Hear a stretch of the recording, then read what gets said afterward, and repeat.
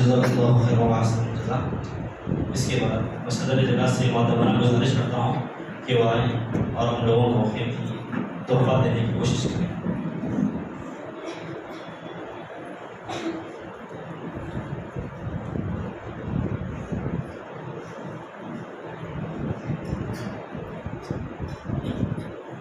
السلام علیکم ورحمۃ اللہ وبرکاتہ۔ الحمد للہ الذی علم بالقلم علم الانسان ما لم يعلم والصلاة والسلام على رسوله محمد المبعوث إلى كافة الناس من العرب والعجم وعلى أمته التي هي خير الأمم أما بعد أعوذ بالله السميع العليم من الشيطان الرجيم بسم الله الرحمن الرحيم واعلم أنه لا إله إلا الله وقال رسول الله صلى الله عليه وسلم خيركم من تعلم القرآن وعلمه وقال الشاعر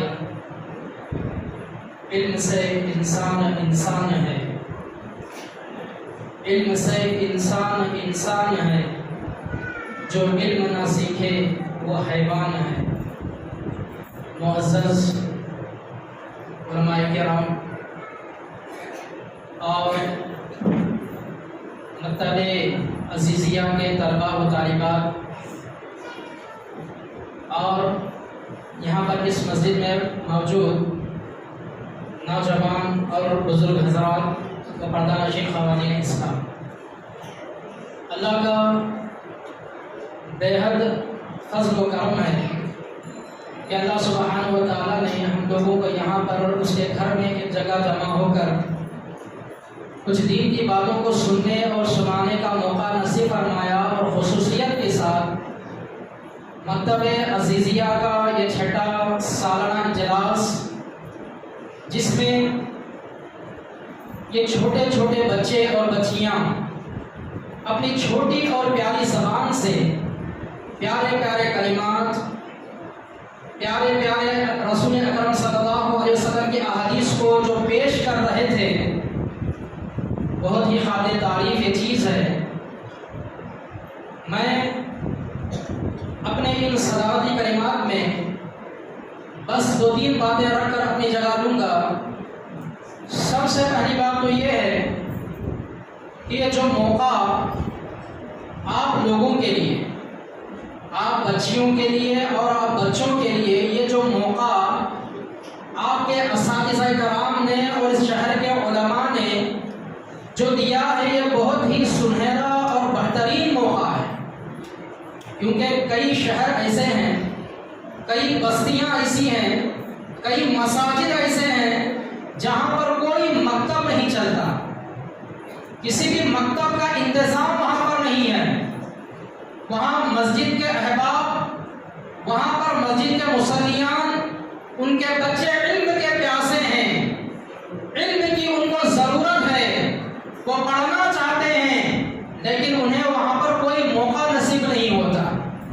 لیکن آپ کے لیے جو یہ موقع دیا گیا ہے، جس مکتب کا انتظام کیا گیا ہے، میری آپ تمام بچیوں اور بچوں سے گزارش ہے کہ جس طرح محنت کے ساتھ آپ اس مکتب میں آ کر پڑھ رہے ہیں، آگے چل کر بھی بہت ہی زیادہ مزید شوق کے ساتھ، دلچسپی کے ساتھ، ایک اچھی نیت اور اخلاص کے ساتھ آپ قرآن مجید کو پڑھنے کی کوشش کریں، احادیث کو یاد کرنے کی کوشش کریں، نہ صرف پڑھنے اور یاد کرنے کی بلکہ قرآن پر اور احادیث پر عمل کرنے کی بھی کوشش کریں، کیونکہ اس مکتب میں جو تعلیم آپ لوگوں کو دی جا رہی ہے وہ دینی تعلیم ہے۔ یاد رکھیے، آپ لوگ صبح سے شام تک اسکول جاتے ہوں گے، کوئی اردو میڈیم اسکول جاتے ہوں گے،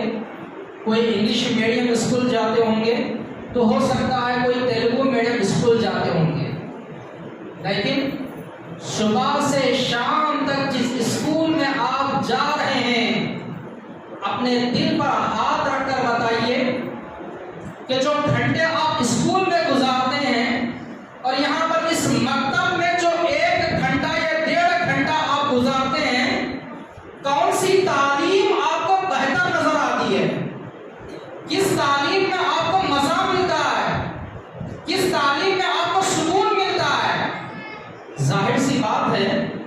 کہ وہ دنیا کی تعلیم ہے.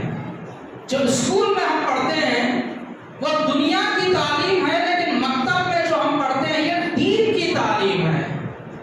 اور ہم مسلمان ہیں. اللہ تعالیٰ نے ہم سب کو مسلمان پیدا کیا ہے، تو مسلمان ہونے کے ناطے ہم لوگوں پر یہ ضروری ہو جاتا ہے، ہم لوگوں پر یہ فرض بن جاتا ہے کہ ہم لوگ دینی تعلیم کو حاصل کریں. لیکن افسوس کے ساتھ کہنا پڑتا ہے کہ کئی شہر کئی گاؤں اور بستیاں ایسی ہیں جہاں پر بچے دنیا کی تعلیم تو پڑھتے ہیں، انگلش پڑھ لیتے ہیں، سائنس پڑھ لیتے ہیں، سوشل پڑھ لیتے ہیں، میتھس پڑھ لیتے ہیں، تیلگو پڑھ لیتے ہیں، بڑی ڈگری حاصل کر لیتے ہیں، ڈاکٹر بن جاتے ہیں، انجینئر بن جاتے ہیں، بڑی بڑی آفسوں میں کام کرنے والے بن جاتے ہیں، لیکن قرآن پڑھنا نہیں آتا. اسکولوں میں پڑھ کر بڑی تعلیم کو تو حاصل کر لیا، ڈگری کو تو حاصل کر لیا، ڈاکٹر بن گئے، لیکن قرآن صحیح طریقے سے پڑھنا نہیں آتا. کئی لوگوں کو انجینئر بن گئے لیکن پانی پینے کے آداب معلوم نہیں ہے، کھانا کھانے کے آداب معلوم نہیں ہے. ٹیچر بن گئے، لائر بن گئے، لیکن معاشرتی جو آداب ہوتے ہیں، جو اسلامی طریقہ ہوتا ہے زندگی گزارنے کا، جو اسلامی طریقہ ہے، وہ طریقہ آج بڑی بڑی ڈگریاں حاصل کرنے والوں کو معلوم نہیں ہے. لیکن آپ لوگوں کے لیے بڑی خوش قسمتی والی یہ بات ہے کہ آپ صبح سے شام تک تو اسکول میں وہ تعلیم حاصل کر رہے ہیں، دنیا کی تعلیم تو پڑھ رہے ہیں، لیکن اس کے بعد آپ یہاں آ کر دین کی تعلیم بھی حاصل کر رہے ہیں. قرآن مجید کو آپ یاد کر رہے ہیں، پڑھ رہے ہیں، احادیث کو آپ یاد کر رہے ہیں. آپ سے گزارش یہ ہے کہ آپ پڑھنے کے ساتھ ساتھ عمل کرنے کی بھی کوشش کریں، کیونکہ یہ علم ہمارے لیے بہت ضروری ہے، بہت ضروری ہے. میں ایک مثال آپ کے سامنے پیش کرنا چاہوں گا. جو لوگ دنیا کی تعلیم تو پڑھ لیتے ہیں لیکن دینی تعلیم نہ پڑھنے سے ان کو کیا نقصان ہوتا ہے. ہم لوگ جب مدرسے میں پڑھتے تھے، آج سے 15 سال پہلے کی یا 17 سال پہلے کی بات ہے، ہمارے مدرسے میں ہمارے استاد ایک عربی نیوز پیپر پڑھ رہے تھے، عربی نیوز پیپر. اس عربی نیوز پیپر میں ایک واقعہ لکھا گیا تھا، تو انہوں نے ہم لوگوں کو وہ واقعہ پڑھ کر سنایا. اس پیپر میں یہ دیا گیا تھا، نیوز میں یہ دیا گیا تھا کہ ایک باپ بڑا مالدار ہے، بہت ہی امیر، اس نے اپنے بچے کو پڑھایا، اونچی اور اعلیٰ تعلیم اس نے دلائی. بچہ بڑا ہو کر انجینئر بن گیا، انگلش میڈیم کی تعلیم اسے دی گئی. بچہ انجینئر بن گیا اور انجینئر بن کر امریکہ میں ماہانہ 2 لاکھ اس کی تنخواہ، 2 لاکھ کمانے والا بن گیا.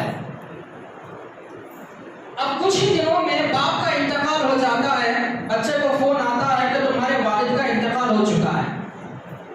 وہ انجینئر بیٹا، وہ بیٹا جو مہینے میں 2 لاکھ کما رہا ہے، وہ اپنے باپ کے جنازے میں پہنچتا ہے. جنازے کو نہلایا گیا، جنازے کو کفنایا گیا، اور مسجد میں جنازے کی نماز پڑھنے کے لیے اس کے باپ کے جنازے کو لایا گیا. سارے خاندان کے لوگ مسجد میں اس کے باپ کے جنازے کی نماز پڑھ رہے ہیں، لیکن دیکھنے والوں نے دیکھا کہ بیٹا نماز نہیں پڑھ رہا ہے، بلکہ مسجد کے آنگن میں، مسجد کے صحن میں ٹہل رہا ہے، ادھر سے ادھر ٹہل رہا ہے. جنازے کی نماز مکمل ہو گئی. باپ نے، ایک رشتہ دار نے پوچھا کہ تم نے اپنے باپ کے جنازے کی نماز کو نہیں پڑھا؟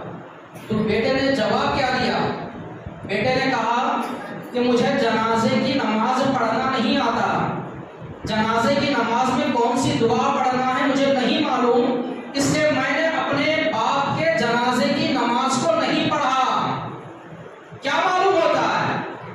باپ نے بیٹے کو انجینئر تو بنا دیا، باپ نے بیٹے کو 2 لاکھ روپیہ کمانے والا تو بنا دیا، لیکن باپ نے بیٹے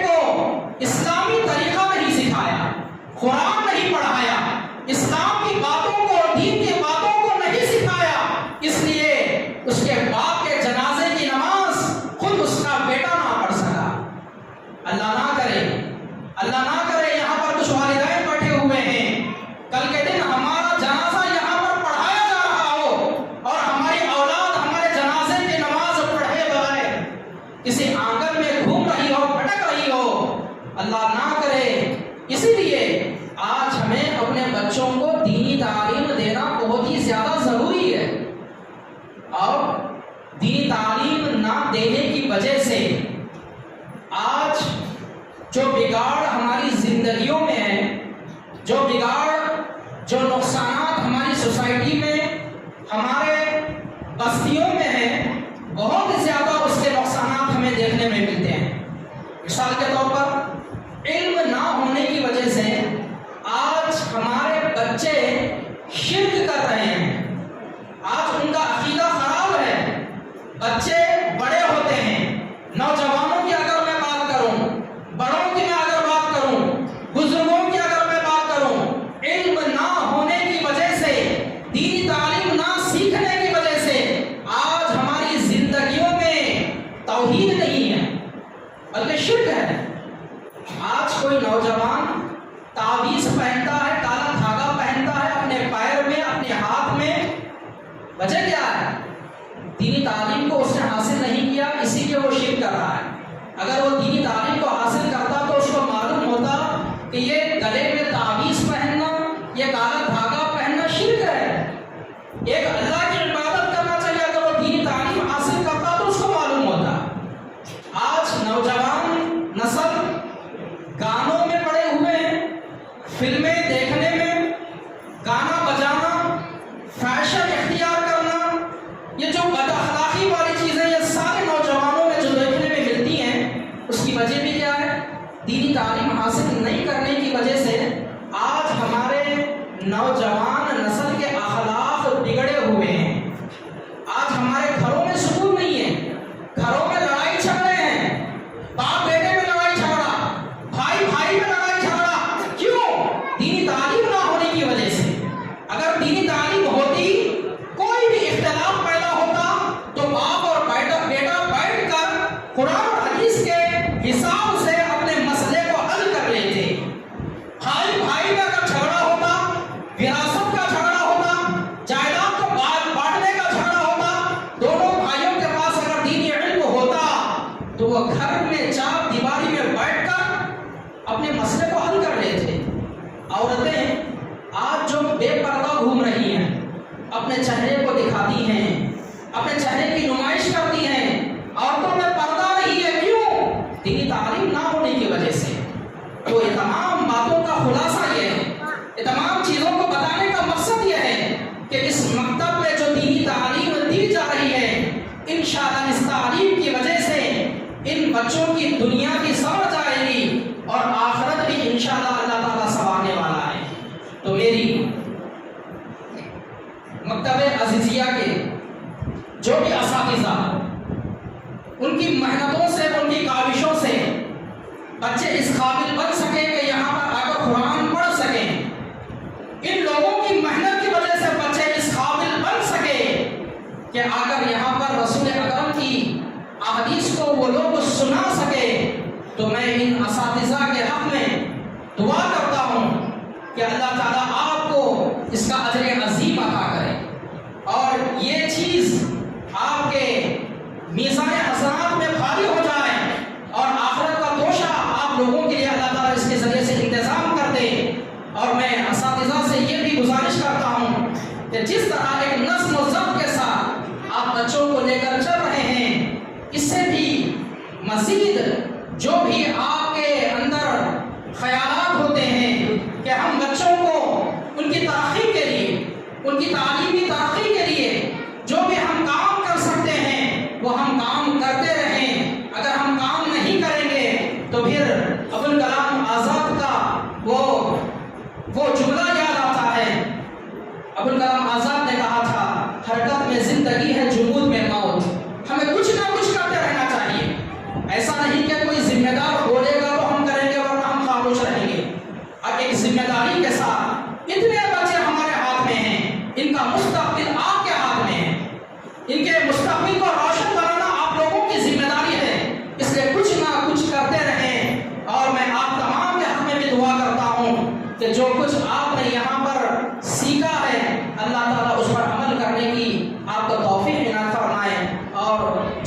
انصار سوسائٹی ہے، اس سوسائٹی کے حق میں بھی میں دعا کرتا ہوں کہ جس مقصد سے، جس نیت کے ساتھ اس سوسائٹی کا انتخاب کیا گیا ہے، اس کو شروع کیا گیا ہے، اللہ تعالیٰ آپ کے ان عظیم مقاصد میں اللہ تعالیٰ آپ کو کامیابی عطا کریں اور اجر عظیم عطا کریں. آمین یا رب العالمین. السلام